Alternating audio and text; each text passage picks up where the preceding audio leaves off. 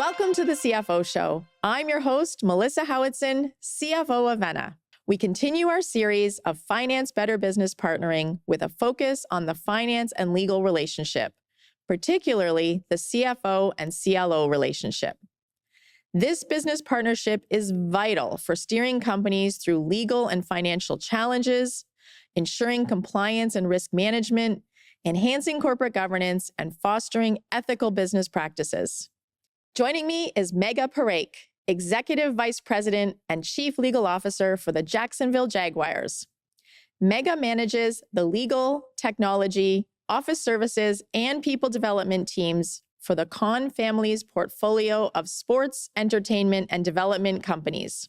Her group is responsible for all legal matters, employee training, support and development, technological systems, security, and supporting local real estate development opportunities. Megha, welcome and thanks so much for joining me. Thank you so much for having me here, Melissa. I really appreciate the opportunity. Can you tell us about your role at the Jacksonville Jaguars? Sure, absolutely. So I've been with the Jaguars since March of 2013, so just over 10 years now, and it's evolved. So in a great way, when I came down, I thought that I would be coming down to focus and be the lawyer for the football team. And it's really, since the week that I started, been a much bigger job and continues to expand. So for most of the last decade, I oversaw HR. Just about a year ago, we spun that department out. And I think it's great because it just shows the role that human resources continues to play in terms of its importance to an overall organization. And then I also oversee, in addition to legal, IT and security, and then have the benefit of working with the Kahn family on some of their other sports and entertainment properties and some of their real estate development here in Jacksonville. And what was some of the background that led you to this role that you have now? So for folks in professional services like lawyers and finance folks, they'll understand this story in terms of how it sort of came full circle for me. So I was an associate at the law firm Proskauer in New York in their corporate department. And one of the transactions I worked on was representing the Kahn family in their acquisition of the Jacksonville Jaguars, which closed in January of 2012. About a year after the deal closed, they asked me if I would be interested in exploring. There was an opening in the General Counsel world. They asked me if I'd be interested in coming to Jacksonville. And so I came down. I thought that I would really like the opportunity and the job, but at the same time, I also really fell in love with the city. And I thought, if nothing else, I will come down here for a few years. It'll be absolutely just different experience being immersed with a client, especially one that I had done the due diligence on as part of the acquisition process. And so I came down, I interviewed, they offered me the job. And so I've been here ever since, but it was coming, very sort of full circle to actually able to go to a client that you helped work on the acquisition for. What an exciting journey and taking a leap of faith like you did in terms of trying something new. And clearly it's worked out. You've been there for 10 years. So that's really great to hear. Now, for the audience that's listening, what would you say is the mandate or role of the chief legal officer? How do you describe that to people? So at least from a legal perspective, what I like about it is that instead of specializing, you really do need to be able to take a more holistic approach, both from a legal perspective and a business perspective. And so, I think it's important that overall, the most important job is protecting the organization. And that can be in the form of making sure that we have our contractually obligated revenue, or in the form of, responding to any disputes or other risks that may arise. And then we also oversee and help sort of liaise with local and state government officials as we need to. And the most recent example of that is the city approved us renovating the stadium that I'm currently in right now, and which is starting soon in terms of construction. And the hope is that it will open in August of 28. That sounds like an exciting project to be working on. It's interesting, when I think about the role that you play and then the role that in finance we play, myself as a CFO, we often talk in finance about we are stewards and enablers of our business, and these two roles complement, but sometimes you can feel tension between them. I feel like it's quite a similar mandate when we think about the legal team as well. Would you agree with that, or is there a different way you think about it? No, I completely agree with that. We joke, and it's not necessarily a clever joke, but we sort of joke that finance and legal are complementary in terms of them being numbers and us being words, and that we work really well together when we combine things.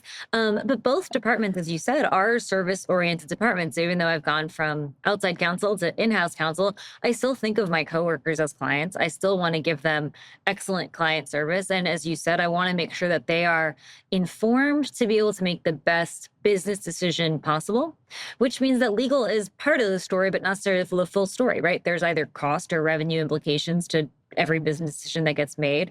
And so I find that we may have the same pieces of the puzzle. We may have different pieces of the puzzle, but what's unique about being in legal and finance is that when we're communicating well, that means that we're able to help connect the dots as between operations or sales or marketing, because we should see things, whether it's in the form of a payment needs to be made, a payment's coming in, or a contract needs to be executed.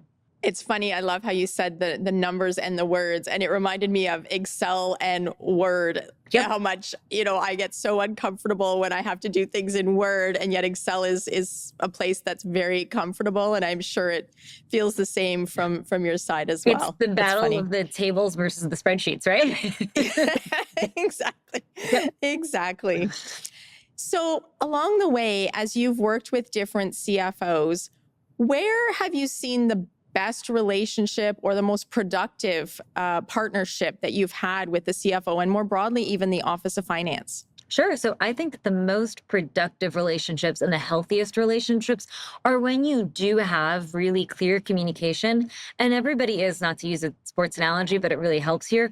Everyone realizes that this is a team effort, right? And so legal and finance, as you said, are service departments, but we are part of, at its best, we are part of bringing fans to really special moments, watching a team play on the field and bringing the community together. And so I think it's critical that legal and finance, despite our respective discomfort with Word and Excel, work together, communicate, talk about things like risk, right? Both from the legal planning side and also from the financial side.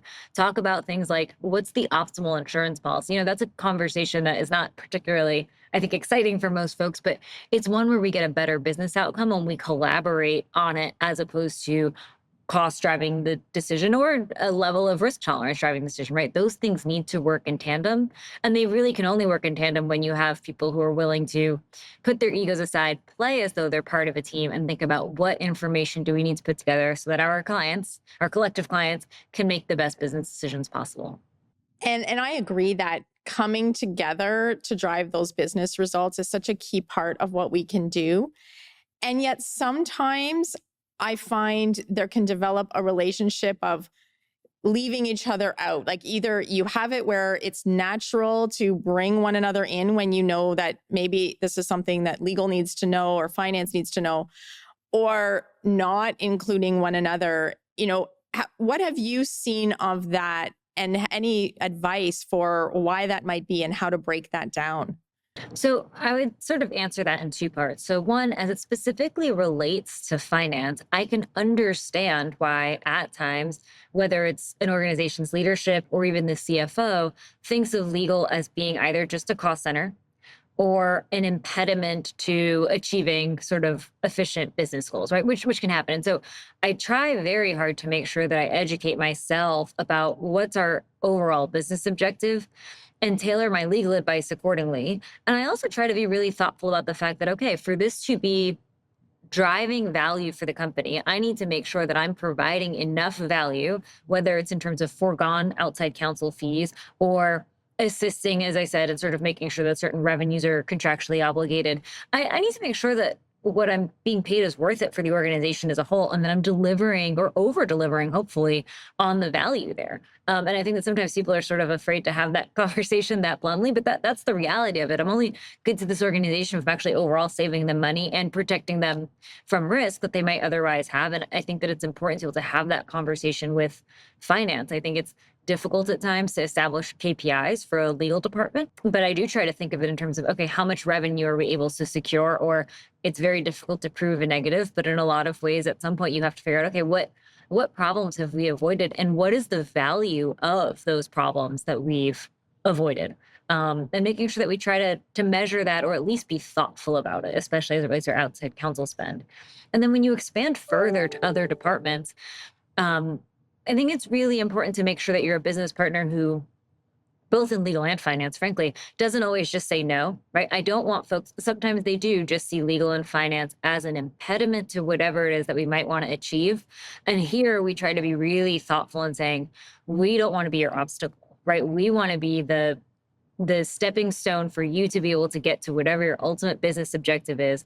Let us give you information that might be relevant so that you can have a better outcome overall, as opposed to just saying no, because if that's the case, I'm probably being overly conservative, not balancing risk against whatever opportunities might exist. And I also don't want people to then just start leaving me out because they're afraid of bringing legal in because of what legal might say. And so working together with finance to really help people understand what's the true return on whatever it is the business initiative is that we're doing. And sometimes that's not pure dollars and cents, right? And that's where there's a more sort of qualitative analysis that's involved. But the dollars and cents are a critical part of every decision that we make. Yeah. And I love how you talked about that, not saying no and opening the door so that people feel like it's safe to bring us in earlier to have a conversation, even if it's just exploratory. We may not yet know and have all the answers, and how we show up in those conversations to support the business impacts the way that people then respond to our teams and want to bring us in. And yet we both have this need and desire to be more proactive, to help support better business decisions and not be brought in to clean up messes at the end. And so I think that it takes, very similar skills across both finance and the legal team in how we help support those decisions, explore things that might be new or different before we jump right to, these are the risks, we don't have the money, all the reasons why no, because we don't even then create the space for the conversation to happen. Right. And so I think we also, where I've seen this work well, is when we see things happening and we bring each other in. Not that we need to do anything yet, but just, hey, be aware, there's something coming. I want it to be on your radar. When the time's right, we'll bring each other in. But just that, okay, this is knowing, and then, that's a chance to offer up something that maybe the other person isn't, so that we can say, hey, it's time to bring in legal, or vice versa. Because I do think that partnership often, and especially as the backbone of the company, between legal and finance, and I would say HR as well, we see a lot across the entire business, and we do have a chance to bring that to bear if we're brought in. But we also don't want to get in the way of people being able to make progress or seen as slowing things down. So it's a delicate balance, I find. It is. And I think a lot of it comes down to sort of making sure that if we were truly conservative when it comes to mitigating all risk and all sort of unnecessary costs, we wouldn't do anything. And that's certainly not what the business objective is, right? So that can't be the starting point. We'd freeze the organization, especially if I sort of, which I tend to do, but that's why it's helpful to have folks who have a diversity of thought within the organization, where I may overthink something, but that's okay, right? Like that's why it's really helpful to have a dialogue, including with people that are trained in different disciplines. Like I found that when I was at the law firm, which was a fantastic experience, but it is a much different exercise talking through an issue with a group of lawyers versus talking through an issue with our CFO and our COO and our team president.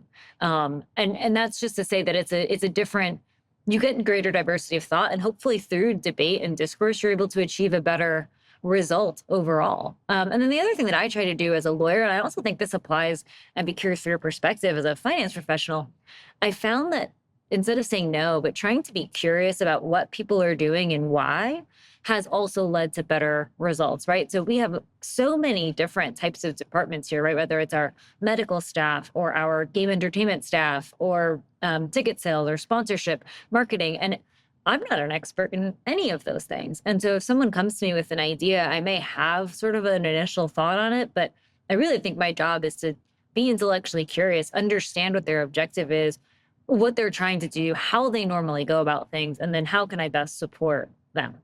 I couldn't agree more. And we've talked a lot on this podcast about the importance of that business partnership. And to have that happen, it absolutely comes from that curiosity and listening, being really good at listening, asking questions, We don't always have all the answers, and that's okay when we show up in those conversations to, demonstrate that curiosity and want to lean in and really understand the parts of the business.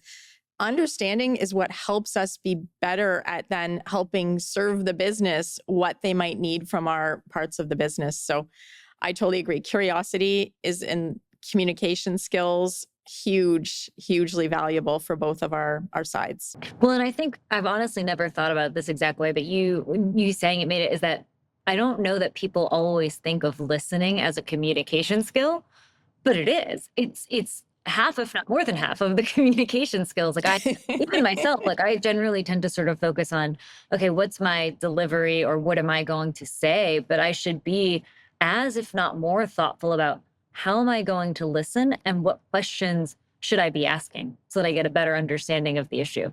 Now, when we talk then about the partnership specifically between the CFO and CLO, what has, in your experience, has been the best approach to these two working together? You mentioned this a little bit earlier, but being brought in early and connecting early, I think is critical because we may not necessarily have all of the detail that we need to make a decision at a particular point in time, but even knowing that something is coming and sort of helping to project manage and structure deals together early on, I think really helps avoid inefficiencies or time lost going down paths that may not really work in the end. And so whether it's things like, we're going to have an event and we're trying to collect funds. So there's a financial aspect to that. There's a legal aspect to that in terms of the payment processing and PCI compliance and collecting data. And being brought in early so that we can help advise on those things. And if a particular department's brought in either legal or finance, being the one who brings in the other to say, hey, this is coming down the pipeline, let's talk about it and let's see what we might need to advise people in terms of the best approach that they take. I couldn't agree more. And the other one that I have found works well is you talked about curiosity even of each other's domain and understanding each other's processes, because often I find operationally, we know the finance side of what we need to do in a certain process. There's a legal operational side as well. And us both understanding sort of start to finish how that works and what each other needs, it helps us be better at bringing each other in, flagging, and together refining those processes, not just taking them all for granted. We can create a lot of efficiency in how we can support the organization when we understand how what are we trying to do in this process? What is our part? And do these make sense? And do we evolve them as we go when the business changes? So definitely lots of curiosity required there too. Well, and I think, frankly, managing the budget, right, whether it's the actual budget or monitoring receivables and payables, that's a critical tool when it comes to governance, because it does give you a sense of sort of exactly what is going on in the business and where is the money being spent and are things being appropriately authorized and approved. And so to me, it's really critical that not just from sort of the more traditional transactional side, but also from a governance perspective, the relationship really does need to be strong so that you can make sure that, I can draft whatever policies I want, but if they're not actually being followed, and usually the money is the easiest way to follow, right? Those things doesn't matter. It really doesn't, right? Then it's just a piece of paper and a policy, but not necessarily one that's being followed. Absolutely. Now, what would you say are some of the behaviors of some of the strongest CFOs that you've worked with? So I think that it's what you would expect sort of in a finance professional, but I think that we've hit on some of them in terms of just being collaborative and knowing when to bring in legal and having the thoughtfulness to either loop us in or even just make us aware of something that might become an issue down the road. But I also think that there's certain things that people just don't really talk about after they graduate school. But it's really important to be trustworthy, right? To be ethical and to enforce imbue a culture of compliance within the finance department, right? The other thing that sounds so trite, but it's true, is just an attention to detail and caring about doing a good job, whether anyone's going to notice or not. Because a lot of times legal, we don't necessarily always have the most interesting topics that we're working on, right? For people, and everyone's job has some element of tedium to it. But if you care about the details, especially those that no one's going to see, it just builds so much confidence that you are also on top of the big things that really might be more impactful and might see the light of day. And where in your experience have you seen some of the greatest tension between the two offices? I think that in the same way that with security, whether it's physical or cybersecurity, right, you can spend up to a certain amount to have the optimal level of protection or the most protection, right? There's a lot of tension between is the risk that I might be identifying, what's the best way to actually address it? Because, it is true that I need to make sure that I am not overly conservative. And frankly, we can't mitigate against all risk entirely. And so trying to find that sweet spot in terms of what's actually probable, right? Where are we vulnerable? And then we should invest dollars in that, knowing that we can't necessarily solve for everything that might come up. And then the other thing that is true is that we're sort of the bedrock of our crisis response team. So whenever there's an issue that comes up, various different departments might be involved in terms of being activated depending on the nature of the crisis, right? We obviously had a different group responding when COVID hit, which included our medical staff, relative to the group that might respond if there's some sort of physical threat to the building. But the two voices that are consistent and who I think it's really important to maintain being level and stable throughout crisis are legal and finance. Because again, that's a situation where you're going to need to have regular communication. You're going to have to be agile, right, and adaptable to whatever's coming up. And you are 1000% going to need each other to be able to get the organization through it. And what's one way that you think finance could do a better job working with the legal office? When it comes to budgeting, I think sometimes we will budget for legal in a vacuum, but we're also, in the end, generally reactive. And so where I think finance can help is that other departments are assembling their budgets. They can sort of come to legal and say, here are what we expect to be the major initiatives for this upcoming year.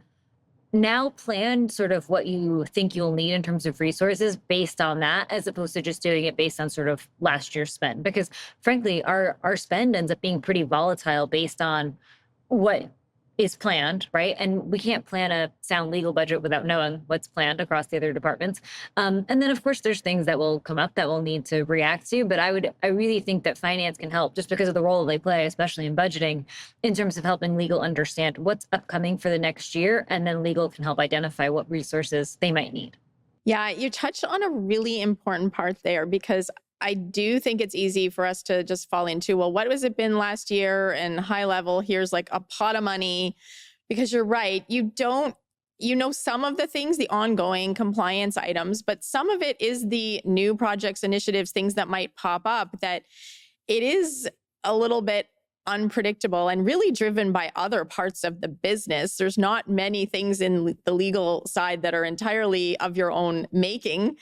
And so it is a good idea, because I do think we underestimate the importance of, and these are some of the high level assumptions. We're thinking of expanding here. We're thinking of these capital projects or this to do with our debt financing, whatever things may have an impact on that legal budget. So at least you can make the most informed estimate. At the end of the day, it's always going to be a best estimate. But yeah, I know I've seen people in legal like sweating over the budget when something new, unexpected comes up, and there's not necessarily the funds there for it. And I think it's really prudent at that point we work together on, okay, where are we going to find the budget? If this is something that's the business has prioritized strategically, then we have to find a way to get it done properly, regardless of individual budgets that might exist. So, and the best example of that too, like the converse is also true, right? So the first year that we played in London, I needed different advice, right, than I should need now that we're in year 11 of it. And I don't think that I'm holding myself appropriately accountable to say that the outside counsel spend, when I was just understanding that market and learning what it would be like for our team to go play over there and what things we may need to be thoughtful about or aware of or policies we might need to put in place. That shouldn't happen every year, frankly, right? Like my outside counsel spend should go down, assuming that we're not doing anything necessarily different out there. I wouldn't be holding myself accountable. And then same to your point of, when the credit facility is expiring, the spend in that year based on a renewal or extension should be different than when a year that's not happening, right? And so just making sure that, even for in-house counsel, I think it's important that we're able to your point, it's always just an estimate, but that we're thoughtful on both sides of it in terms of, hey, something new is coming up, but also what's something old that it doesn't make sense to continue to carry the budget for or certain resources for. Can you share with us an example where, based on there being a strong relationship between finance and legal, it led to a better outcome for the business? Sure. So for the last really in earnest since about 13 months is when we've been negotiating most engaged with the city of Jacksonville as it relates to a renovation of the stadium. And our team president led those negotiations, of course, with our owner. But sort of on the other side of it was our CFO and myself, because of my knowledge of the lease, because of his expertise sort of in being able to sort of work through the revenue projections as it relates to the design, we really did work together to overall structure that deal and make sure that we were thoughtful about what we were asking the city, what the team would be able to contribute, what the city could contribute. And so it took a lot of time, but as of just about a week ago today, we got our final approval, which was from NFL ownership to proceed with the deal. And so that was a collaborative process throughout where we were really helping to provide the information that we thought would be most helpful to our president and our owner as they were negotiating the deal with the city. And I think overall, and I hope that, folks agree that we came out to a fair deal for both the city and the team. And it's brought stability to Jacksonville because we've agreed to a 30-year lease extension. So the NFL is here to stay in Jacksonville, and that was not necessarily a done deal up until, just about a week ago. And people would often question whether or not the team was going to stay or go. And I'm really glad that conversation has been put to bed. Well, congratulations. That sounds like a lot of work would have gone into it, and yet such an impactful outcome. Thank you.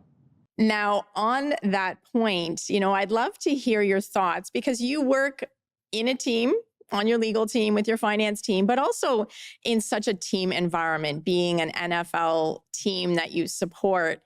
What are some of the lessons you've learned that you see on the field that translate for you into the work that you and your team are doing? I would say a couple of things. One is that no one person is going to get you the outcome that you need. You absolutely need support from other people, right? And obviously there's players with a higher profile and players with a less high profile just based on position and otherwise. But at the same time, everybody plays a part in getting to a win, and you cannot get one by yourself. And I think that absolutely holds true for organizations and departments learning how to work together. I heard this several years ago, but I heard that the hallmark of a successful organization, right, isn't necessarily the amount that you spend per employee. It's whether or not there is a sense of psychological trust within the organization. And so that really does come from teamwork and learning how to put your ego aside so that when you get to the end result, which is the ultimate win, right, whether it's us getting a stadium approved or a win on the field, everyone should participate in that. And they should, because they all contributed in their way. Love that advice because that's so it translates everywhere, right? When you think about businesses that we're running, not for profits, it doesn't matter where you are. So thank you for sharing that. Now, what are some of the metrics that matter for you in the legal team? Part of legal's job is to avoid what might be small problems or just facts and circumstances from becoming bigger problems. And so making sure that you are thoughtful about, hey, what are those things that I was able to keep from becoming a larger issue, whether it's from a PR perspective or just a legal perspective, and making sure that you at least adopt some of those lessons so that you can apply them going forward. And then I think it's also important because it's important not to be overly conservative and just say no because people will exclude you from things. It's also, I think, really important to be realistic about getting back to your clients or your coworkers in this instance in a timely manner, because at some point, if they have a sponsorship deal and they're ready to sign it, I can't, I can be realistic about the amount of time that it'll take, but I can't make them wait forever, or else they will either go around me or, it'll be challenging for them to get that revenue locked in. And so just making sure that we're also thoughtful at managing resources so that we get an appropriate throughput on whatever contracts the other departments might need. And I think one of the things that's key in that environment, we all work under this, we all have constraints on resources. That's just a given when you're running a business. What are some of the ways that you've worked on driving efficiencies to help deal with that? So I think that this is where it's really important to have technology really work for you. But there was a period of time when I was just sort of a legal department of one where I actually knew that sort of the highest and best use of my time wasn't necessarily going to be like word processing changes and things like that. And so I found a company that I could send everything to overnight. And then I would come back in the next morning and they would have actually really helped with a lot of like the word processing or things that normally sort of an assistant might do, but I didn't necessarily need a full-time assistant. There's also a handful of sort of legal resources that you can subscribe to so that if there's something that comes up, I don't necessarily need to immediately call outside counsel. I can go to this database of information, which is updated regularly, at least learn enough to be able to figure out, okay, is this an issue that requires the expertise of someone from the outside, or is this something that I can rely on precedent and other research and, legal, basically the equivalent of an encyclopedia to get myself up to speed so that I can then address the issue myself. But I really do think that like a lot of times we're in sort of a battle with our phones where I feel like sometimes they are demanding our attention and technology can be a double-edged sword, but really being thoughtful about how technology can work for you to make you more efficient, I think helps because in the end, the one thing that we cannot make more of is time, right? And so I really do think that time management is critical because that also then leads to better stress management and improved productivity overall. Great advice there. Now, one last question. What is one thing that you would want finance individuals to know that you think they may not know about the CLO? I think in the same way that we talked about curiosity, I would like everybody to know that legal is not and does not have to be your enemy, and legal does not just have to be seen as a cost center, that we can partner together, as you said, to talk about what metrics might work, to talk about what the organization's overall objectives are and how can legal best support and mitigate risk and save on cost as opposed to being thought of as a hurdle or just a cost center. Great advice, and absolutely agree. The partnership is critical. Our mandates are more alike than not, and together we can drive way better outcomes for our businesses. Be curious what it is that we do too, because then we can help, right? I wouldn't expect folks who aren't lawyers to understand necessarily some of the considerations that we have, and so if anyone ever wants to know more about why, probably they don't for the most part, but if they ever do, I'm always more than happy to explain the rationale and sort of where I'm coming from, because I learn things when I'm challenged. I don't learn things when I'm just listening to myself because of course I think that I'm right because that's what I'm recommending. So I appreciate the professional debating and dialogue. I think really is important and gets to better results as long as you can challenge each other kindly. Absolutely. And I can say I have had some of my best experiences where leaning in and helping each other better understand where we're coming from or that side of the house, because I'm not a lawyer. And sometimes there's risks I didn't necessarily appreciate until they were drawn out for me. And similarly, I've worked with lawyers who've said, okay, on the financials, I didn't quite understand where you were going or why you were harping on this, but I now get it because you took the time to explain, and we can together help raise our collective, what do we need to know about preventing risk for the business and helping to drive better outcomes. So that's great advice. Now, whenever we have a guest on the show, we do have 2 rapid fire questions. So are you ready? I'm ready. All right. First one, what is your go-to strategy for staying productive during the workday? Stepping away from work. So I realize that sounds counterintuitive, but I find that there are just absolutely diminishing returns if I'm sitting in my office and just focusing on my computer. And so I will try and take a walk no less frequently than just about every 2 hours for about 10 or so minutes at a minimum. And this is science-based, but they basically show that if you get outside in nature and you go for a walk, it actually stimulates your brain activity more than just sitting still and focusing. And the more and more that I found myself doing that, what I found is that I may be on a beach walk, or I may be walking around the stadium, or I may be working out. My mind is still going to think about whatever it is that my mind wants to think about. And a lot of times my best ideas, especially when it comes to finding sort of elegant solutions to complex problems, does not come when I'm sitting there thinking about the problem. It comes when I'm actually doing something else to sort of stimulate my brain. And then from taking a step back, I'm able to look at an issue from a different perspective or through a different lens. And I think it leads to a better outcome. So lots and lots of short walks during the day and taking breaks. I love it. And the fact that your breaks involve walking on a beach makes me really jealous. And the second one that we've got is, what always helps to turn a bad day around for you? A few years ago, I love music. And I think whether you love music or not, right? I think everyone loves some form of it or some form of dancing or moving around. I have a preset playlist on my phone. And so anytime I find myself getting frustrated or angry or stuck, or even sad or whatever else it might be, I find that if I put that playlist on, which has now grown to like maybe 100 or so songs, started at 10, it just absolutely lifts my mood. And what I found to be really helpful about that was that I made that playlist when I was like having just a good normal day. I was like, here's a bunch of songs that I like. So that when I did have my moments of I'm having a bad day, it was already there, right? I couldn't have put that together as thoughtfully on a bad day. I needed to be having a good day to put it together. So on your good days, anticipate what you might need on your bad days. So when you actually have them and you do need that extra sort of support or pick me up, it's already there and you don't have to think about it when you're already hurt or stressing or having a bad day. I love it. I sometimes find myself in the car blasting my playlist while I spend. It's just me and no one can hear me sing, but Yep. it does. It helps you just feel better. Thank you so much for joining me today. I have really enjoyed this conversation with you.